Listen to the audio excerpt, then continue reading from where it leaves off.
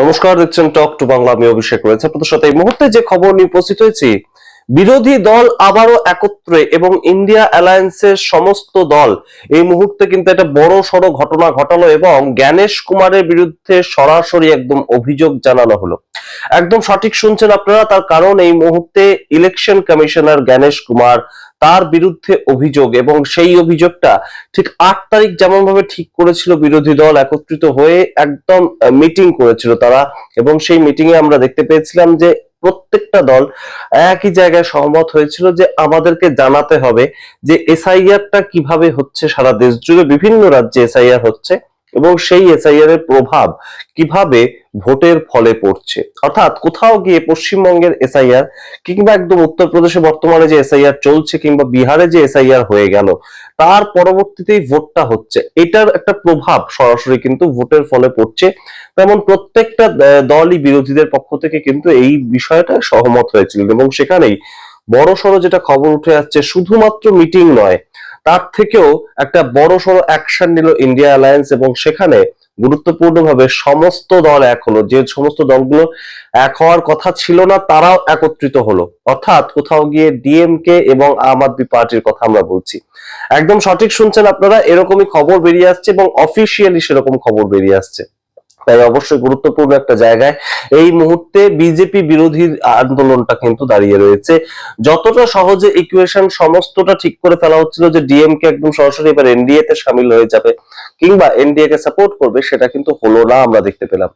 সম্পূর্ণ বিস্তারিত আলোচনা করবো, তার আগে অবশ্যই টক টু বাংলা ইউটিউব চ্যানেলকে সাবস্ক্রাইব করুন, এই ভিডিও দেখুন শেষ অবধি স্কিপ না করে। আপনাদেরকে জানাই এই মুহূর্তে একদম জয়রাম রমেশ কংগ্রেসের পক্ষ থেকে জানিয়েছে যে দেশের chief justice of India justice Suryakant, তাকে একটি চিঠি লেখা হয়েছে এবং তাতে 23টি পার্টির হস্তাক্ষর রয়েছে। 23টি পলিটিক্যাল পার্টি একত্রিত হয়ে হস্তাক্ষর করেছে এবং তিনি সেইখানেই জানিয়েছেন যে 8ই জুন আমরা যেমন ঠিক করেছিলাম যে 8ই জুন 21টা পার্টি ঠিক করেছিলাম যে আমরা হস্তাক্ষর করব, বিরোধী 21টা পার্টি, সেখানে সমস্ত বিরোধীরাই ছিল, কংগ্রেস ছিল, তৃণমূল কংগ্রেস ছিল, এনসিপি ছিল, আরজেডি ছিল, প্রত্যেকেই ছিল এবং তারা মিলে ঠিক করেছিল। কিন্তু সেখানে সংখ্যাটা 23 হলো কি করে? একদম সঙ্গে সঙ্গে জয়রাম রমেশের এই এক্স হ্যান্ডেল টুইটের পরেই জেরেক ওব্রায়ান তিনি তৃণমূল কংগ্রেসের পক্ষ থেকে জানিয়েছেন যে অবশ্যই এই মুহূর্তে ইন্ডিয়া অ্যালায়েন্স খুব ভালো কাজ করছে এবং তাই নয়, তার সঙ্গে তিনি বাহবা জানিয়েছেন যে আম আদমি পার্টি এবং ডিএমকে তারাও এই সামগ্রিক যে পেজটা সেখানে সই করেছে।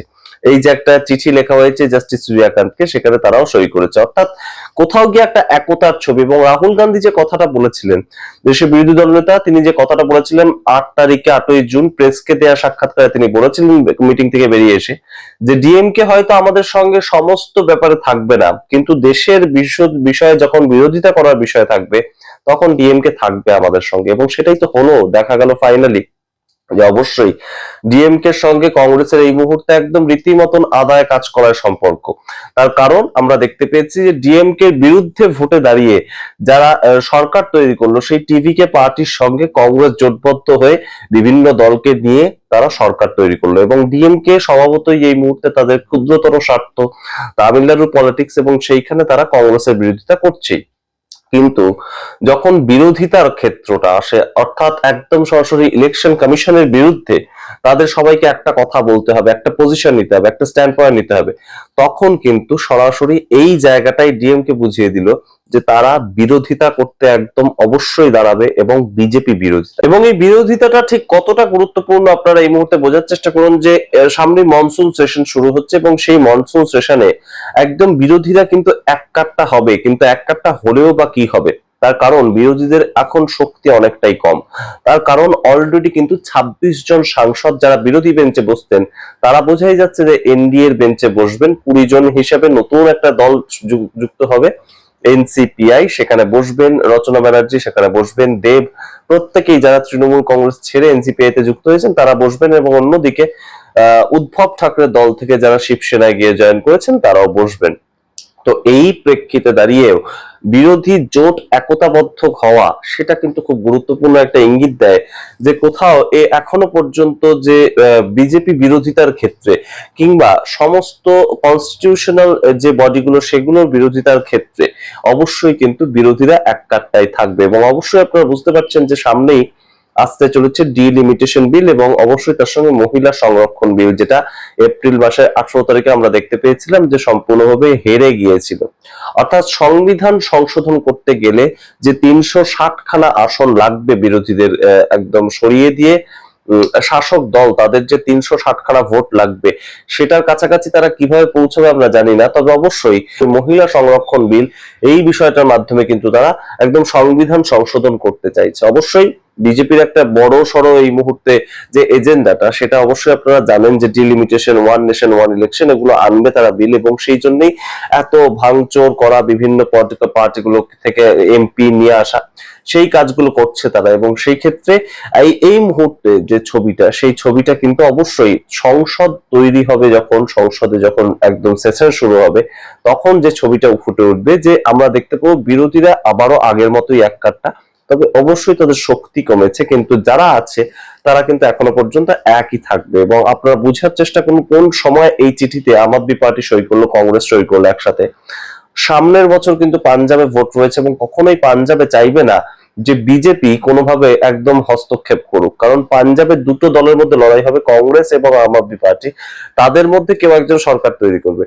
তো সেই জায়গায় বিজেপি কখনোই ঝুঁকুক তারা চাইবে না, কিন্তু তারা একদম সরাসরি কিন্তু এক কাট্টা হলো যখন সিজিআই কে চিঠি দেওয়ার প্রশ্ন হলো।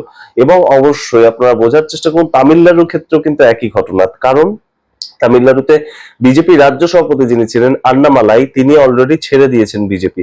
বহু মানুষজন কিন্তু বলছেন আন্নামালাই যে বিজেপি ছাড়লেন সেটা কোথাও তাকে দিয়ে করানো হয়েছে, তিনি পরবর্তীতে আরো একটা পলিটিক্যাল পার্টি তৈরি করবেন এবং সেটা একদম বিজয়ের স্টাইলেই হবে, এবং সেটা একদম ডিএমকে এবং এআইএডিএমকে তাদের একটা বিকল্প হিসেবে উঠে আসবে। আমরা জানি না পরবর্তীতে কি হবে, তবে অবশ্যই এই মুহূর্তে ডিএমকে এবং তাদের যে প্রত্যাবর্তন ইন্ডিয়া অ্যালায়েন্সে সেটা কিন্তু গুরুত্বপূর্ণ, কারণ 8ই জুন যে মিটিংটা হয়েছিল সেদিন ডিএমকে উপস্থিত ছিল না, এবং অবশ্যই এই যে চিঠিটা দেয়া হলো সেই ক্ষেত্রে কিন্তু ডিএমকে এর উপস্থিতিটা বা ডিএমকে এর যে হস্তাক্ষরটা সেটা গুরুত্বপূর্ণ। আপনারা সামগ্রিক রিপোর্টের ভিত্তিতে কি মনে করেন অবশ্যই কমেন্ট বক্সে কমেন্ট করুন। বিরোধী ঐক্য যদি তৈরি হয় তাহলে সরকারকে কোথাও কি এখনো পর্যন্ত একটু হলেও নড়ে চড়ে বসতে হয়?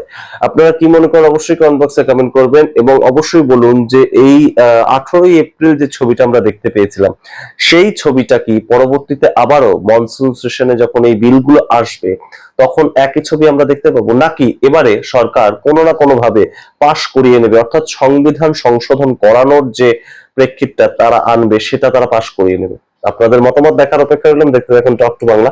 অবশ্যই টক টু বাংলা ইউটিউব চ্যানেলকে সাবস্ক্রাইব করতে ভুলবেন না, এবং অবশ্যই এই মুহূর্তে আপনাদের মতামতটাও দেখার অপেক্ষা রইলাম যে এই যে সিজিআই কে চিঠি দেওয়া হলো এসআইআর প্রক্রিয়াটা নিয়ে, সেই ক্ষেত্রেও সিজিআই কতটা ঠিক সদর্থক ভূমিকা গ্রহণ করবেন, এবং তার ফলে এসআইআর প্রক্রিয়া, এই যে পশ্চিমবঙ্গের ক্ষেত্রে 27 লক্ষ মানুষের নাম বাদ রেখে ভোটটা হলো, এগুলো নিয়ে কোনো ধরনের কোনো কাটাছেঁড়া হবে, নাকি শুধুমাত্র একটা চিঠি গেল এবং সেটুকুতেই একদম সম্পূর্ণ বিষয়টা শেষ হয়ে যাবে?